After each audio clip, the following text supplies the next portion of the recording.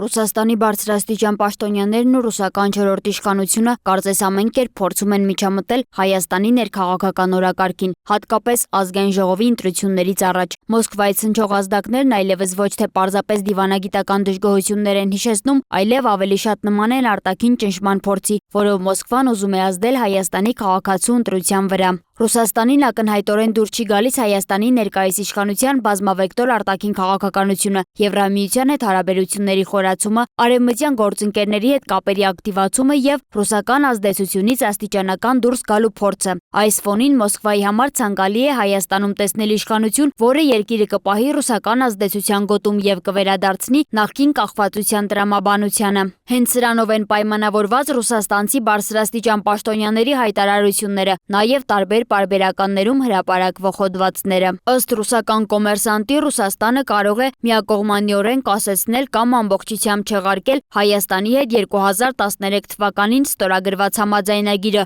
որով Հայաստանին արտոնյալ պայմաններով մատակարարվում են բնական գազ, նավթամթերք եւ չմշակված ադամանդներ։ Պարբերականի տվյալներով այդ մասին նշված է Ռուսաստանի Դաշնության էներգետիկայի նախարար Սերգեյ Ցիվիլյովի մայիսի 25-ին Հայաստանի տարածքային կառավարման եւ ենթակառուցվածքների նախարարություն ուղարկված նամակում։ Ռուսական կողմն ըստ հրապարակման ռուս-հայկական տնտեսական եւ ներդրումային գործակցության համար վտանգավոր է համարում Հայաստանի եվրոպական ուղղությունը։ Այլ կերպ ասած, Մոսկվայի ուղերձը պարզ է. եթե Երևանը փորձի ինքնուրույն ընտրել իր արտաքին քաղաքական ճանապարհը, Ռուսաստանը կարող է վերանայել այն տնտեսական պայմանները, որոնք տարիներ շարունակ ներկայացվել են որպես դաշնակցային աջակցություն։ Իրականում սա դասական ռուսական գործիքակազմ է՝ նախ ստեղծել կախվածություն, հետո այդ կախվածությունը ներկայացնել որպես բարեկամություն, իսկ անհրաժեշտ պահին օգտագործել որպես ճնշման լծակ։ 2013 թվականի համաձայնագրով Ռուսաստանը վերացրել էր Հայաստանին մատակարարվող գազի, նավթամթերքի եւ ադամանդների արտահանման մաքսատուրքերը։ Դա այն շրջանն էր, երբ Հայաստանը շարժվում էր դեպի ԵԱՏՄ անդամակցություն։ Համաձայնագրով Ռուսաստանը Հայաստանին մատակարարում է ներքին սպառման համար նախատեսված գազ եւ վառելիք, արգելելով դրանց վերարտահանումը երրորդ երկիր։ Հայաստանը գրեթե ամբողջությամբ կախված է ռուսական գազից։ 2025 թվականին Գազպրոմը Հայաստան է մատակարարել շուրջ 2.7 միլիարդ խորանարդ մետր գազ։ Իրանից Հայաստան է ներկրվում եւս մոտ 476 միլիոն խորանարդ մետր գազ։ Գազ էլեկտրաէներգիայի դիմաց ծրագրի շրջանակում։ Գազի թեման վերջին օրերին դարձավ նաեւ բաց քաղաքական ուղերձ։ Մայիսի 25-ին Կրեմլի խոսնակ Դմիտրի Պեսկովը զգուշացրել էր, որ եթե Հայաստանը դուրս գա ԵԱՏՄ-ից, ռուսական գազի արտոնյալ գինը կարող է դառնալ շուկայական։ Պեսկովը նաեւ նշել է, որ Հայաստանը մնում է ԵԱՏՄ-ում եւ աշխատանքային մակարդակով կմասնակցի Աստանայում կայանալիք միության գագաթնաժողովին։ Ըստ նրա, ԵԱՏՄ հանդիպումների օրակարգը բարդ է,